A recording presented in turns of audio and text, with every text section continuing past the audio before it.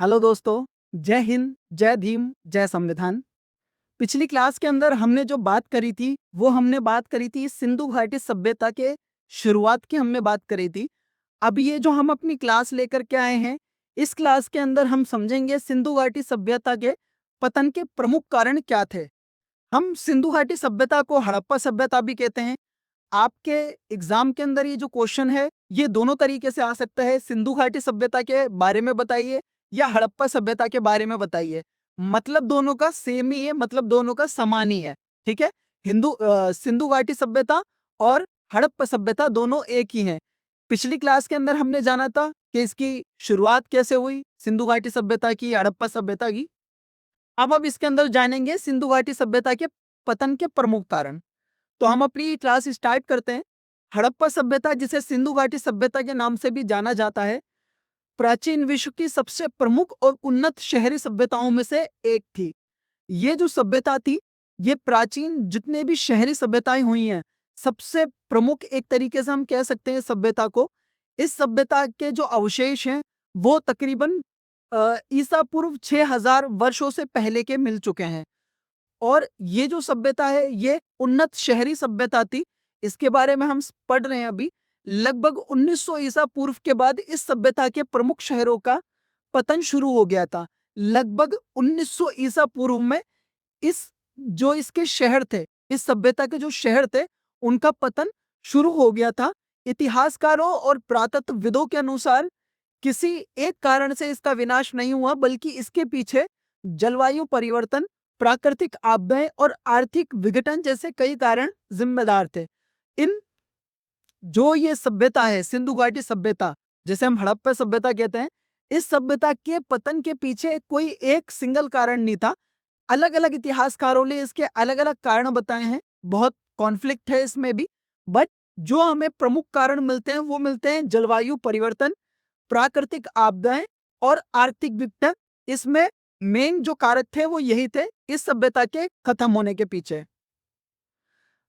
आगे हम देख लेते हैं। सिंधु घाटी सभ्यता के पतन के प्रमुख कारणों की विस्तृत विवेचना निम्नलिखित है। पहला इसमें क्या है? जलवायु परिवर्तन और मानसून में बदलाव, क्लाइमेट चेंज एंड ड्रॉट।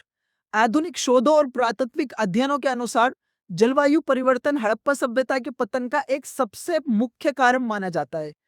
देखिए, आज भी अगर हम देखते हैं तो जलवायु परिवर्तन कॉन्स्टेंटली हो रहा है, जिसकी वजह से बहुत सारे ऐसे देश हैं और शहर हैं जिनके ऊपर खतरा मंडरा रहा है। इस सिविलाइजेशन, इस सभ्यता के भी खत्म होने के पीछे जलवायु का परिवर्तित होना लगातार, वो एक बहुत बड़ा प्रमुख कारण था। आगे हम देखते हैं बारिश में कमी। दूसरा इसमें जो पॉइंट आता है वो आता है बारिश में कमी का। अध्ययनों से पता चलता है कि लगभग 2000 ईसा पूर्व के आसपास इस क्षेत्र में ग्रीष्मकालीन मानसून कमजोर पड़ने लगा था। मतलब ये जो ग्रीष्मकालीन मानसून होता है, ये मानसून इस क्षेत्र के अंदर कमजोर पड़ने लगा था। बारिश में काफी ज्यादा कमी आई थी, बारिश बहुत कम हुई थी। ये बहुत बड़ा रीजन था। दूसरा क्या है इसमें? बढ़ती शुष्कता। बारिश में कमी आने से कृषि आधारित अर्थव्यवस्था और पशुपालन पर बुरा प्रभाव पड़ा। देखिए, ये जो सभ्यता थी, सिंधु घाटी सभ्यता, पहले क्या था, ये घुमंतू समुदाय होते थे, फिर ये एक जगह पर स्टेबल हो गए। सिंधु घाटी नदी के आसपास इन्होंने अपना एक तरीके से जमावड़ा बना लिया और वहां पर एक नगरीय शहरी व्यवस्था चालू करी। उसके बाद क्या हुआ कि जब बारिश में कमी आई तो ये लोग कृषि और पशुपालन पर डिपेंड करते थे। तो दोनों ही चीजों में प्रॉब्लम आने लगी। भाई, जानवरों के लिए पानी नहीं मिलेगा और अगर कृषि के लिए पानी नहीं मिलेगा तो फिर कैसे कोई सरवाइव कर पाएगा? पानी की कमी और सूखे की स्थिति के कारण लोग धीरे धीरे अन्य स्थानों पर पलायन करने लगे, जिससे बड़े शहर वीरान होने लगे। जो इन्होंने ये शहर बसाए थे, ये शहर वीरान पड़ने लगे पानी की कमी की वजह से। और लोग धीरे धीरे जैसे वहां पर जमा हुए थे, वो अब लोग दूसरी जगहों पर पलायन अपना चालू करने लगे थे। आगे हम देखते हैं प्राकृतिक आपदाएं, बाढ़ और भूकंप। कई प्रमुख विद्वान हड़प्पा और मोहनजोदड़ो जैसे बड़े शहरों के अचानक नष्ट होने के पीछे प्राकृतिक आपदाओं को मुख्य कारण मानते हैं।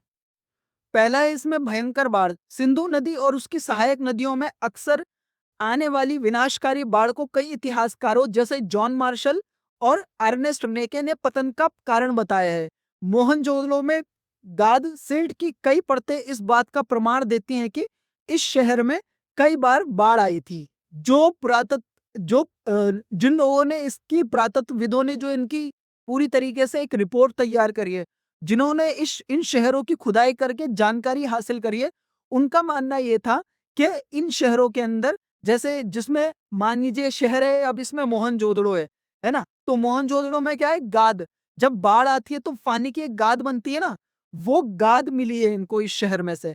तो जिसकी वजह से इनका एक ये आइडिया है, इनका एक ये परसेप्शन है कि इन शहरों में कई बार बाढ़ आई थी, जिसकी वजह से भी इन शहरों का काफी नुकसान हुआ था और लोगों ने पलायन करा था और ये शहर नष्ट हुए थे। भूकंप, दूसरा इसमें देखिए कारण क्या दिखा रहा है, भूकंप। कुछ वैज्ञानिकों के अनुसार इस क्षेत्र में आए भीषण भूकंपों ने भूमि की सतह को ऊपर उठा दिया होगा। इसके कारण सिंधु नदी का पानी समुद्र में जाने के बजाय वापस शहरों की ओर बहने लगा, जिससे पूरा इलाका जलमग्न हो गया। अब जब भूकंप आए अब जब भूकंप आता है तो ऑब्वियसली हो जो सतह होती है वो ऊपर उठ जाती है और पानी जो है वो निकल नहीं पाया सिंधु नदी का, तो पानी किधर पहुंचा, शहरों की तरफ पहुंचा। समुद्र में पानी जा नहीं पाया तो शहरों को उनने तबाह करा। शहर जो पूरे थे वो पूरे के पूरे जलमग्न हो गए। आप एक मूवी देखना, मोहनजोदड़ो नाम से एक मूवी भी है ऋतिक रोशन की, उसमें आपको बहुत अच्छे से एक्सप्लेनेशन मिलेगी।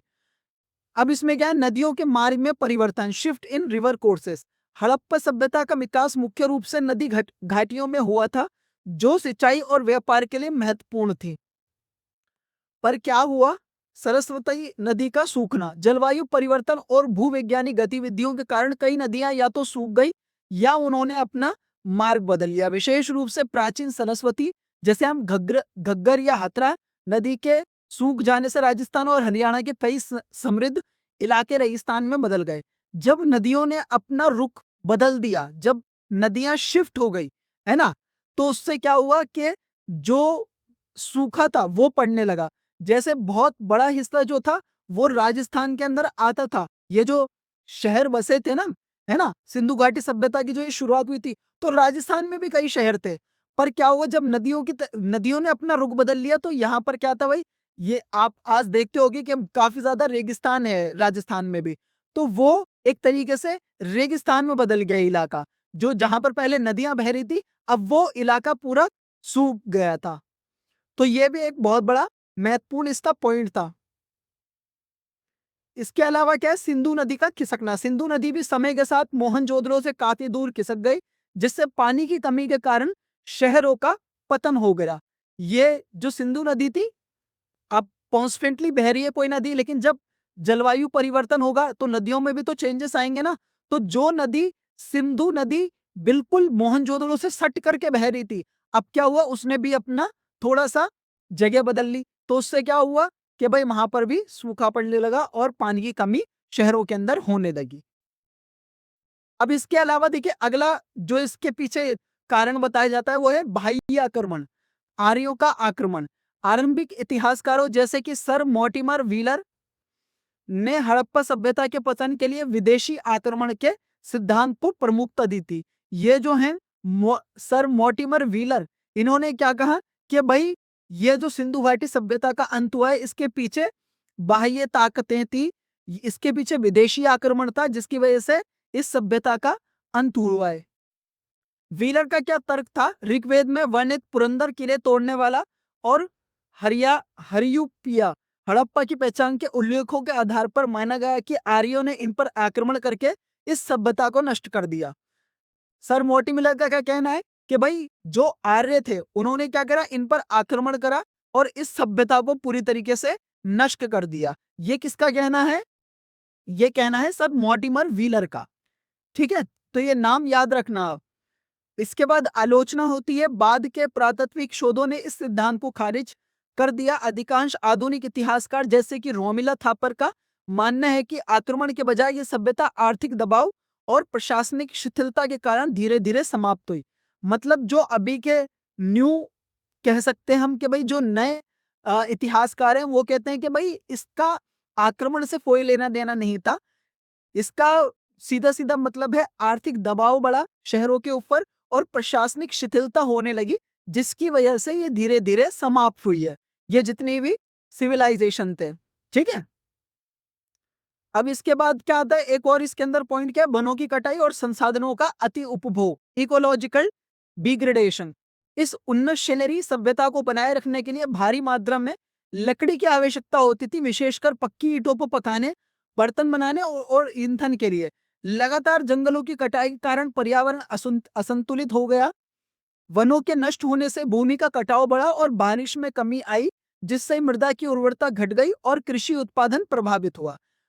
अगला इसमें क्या थॉट है, अगला थॉट ये है, इसके अंदर क्या माना जाता है कि भाई वनों की अत्यधिक कटाई हुई है, संसाधनों का अति उपभोग हुआ है, जिसकी वजह से यहाँ पर ये जो पूरा एक प्रोसेस था, जो इकोलॉजिकल पूरा प्रोसेस चल रहा था, वो इससे क्या हुआ, बहुत ज्यादा इफेक्ट हुआ। ये कारण बताया जाता है इस सिविलाइजेशन के खत्म होने का, इस सिविलाइजेशन के पतन का ये कारण भी दिया जाता है। इसमें जैसे कि लिखा हुआ है कि भाई लगातार क्या है, भूमि का कटाव बढ़ा और बारिश में कमी आई, यानी कि पेड़ पौधों के कटाव से पेड़ पौधों में भारी इस तरीके से नुकसान हुआ, जिसकी वजह से क्या हुआ, बारिश में कमी आई। मतलब जलवायु ही परिवर्तन इसका कारण बताया गया है। अब वो किसी भी कारण से हुआ जलवायु परिवर्तन, पर वजह वही है। इसके बाद क्या है, व्यापार में गिरावट और आर्थिक विघटन, इकोनॉमिक डिक्लाइन। हड़प्पा सभ्यता की समृद्धि का एक बड़ा कारण इसका व्यापक व्यापार था, जो मेसोपोटामिया और मध्य एशिया तक फैला हुआ था। समय के साथ बाह्य व्यापार में भारी कमी आई, जिससे आर्थिक मंदी छा गई। देखिए अब ये जो मेसोपोटामिया ये लिखा हुआ है, मेसोपोटामिया क्या एरिया है, जैसे आज का आप मान लीजिए इराक मान लीजिए, ईरान मान लीजिए, तुर्की मान लीजिए, ये सब जो एरिया था, ये प्राचीन समय में कहलाया जाता था मेसोपोटामिया। ये कोई एक देश नहीं था, ये पूरा एक रीजन था, पूरा एक क्षेत्र था, जिसमें आज का ईरान भी है, उसमें इराक भी है, उसके अंदर आप तुर्की को भी जोड़ लीजिए। तो ये जितने भी ये जो एरियाज है ना, ये सब मिला करके मेसोपोटामिया कहलाया जाता था, ठीक है। अगर आपको भी और कोई स्पेशली क्लास चाहिए हो या और किसी विषय के बारे में अगर आपको वीडियो चाहिए हो, तो आप जरूर हमारे मैसेज बॉक्स में जरूर लिखिएगा, कमेंट बॉक्स में जरूर लिखिएगा कि मुझे इस विषय के ऊपर क्लास चाहिए, तो हम उस विषय के ऊपर क्लास रेडी डेफिनेटली करेंगे, ठीक है। व्यापार बंद होने और कारीगरों के पलायन करने से शहरों की नगर नियोजन व्यवस्था, ग्रेट बात, अनानागर आदि का रखरखाव ठप हो गया, जिससे सभ्यता धीरे धीरे ग्रामीण संस्कृति में तब्दील हो गई। देखिए इतने सारे लोग अगर थे, तो इतने सारे लोगों का ये तो नहीं है कि भाई सारे के सारे लोग बाढ़ में बह जाएंगे या भाई मर जाएंगे, है ना। वो क्या हुआ, धीरे धीरे जो संस्कृति, जो वो सिविलाइजेशन था, जो वो सभ्यता थी, वो क्या हो गई, धीरे धीरे ग्रामीण संस्कृति में तब्दील होती गई, ठीक है। तो ये हमने इसके सारे कारणों को समझा है, इसके सारे कारणों को हमने देखा है। यही सारे कारण थे सिंधु घाटी सभ्यता, हड़प्पा सभ्यता के पतन के। अगर आपको हमारा ये वीडियो अच्छा लगा हो तो प्लीज वीडियो पे लाइक करिए, वीडियो पे कमेंट करिए और वीडियो को हमारी शेयर करिए और हमारे पेज से जुड़े रहिए। अगर आपको कोई स्पेशली हिस्ट्री की क्लास चाहिए तो उसके लिए हमारे कमेंट बॉक्स में लिखिए, हम आपके लिए वो क्लास भी रेडी करेंगे। Thank you so much.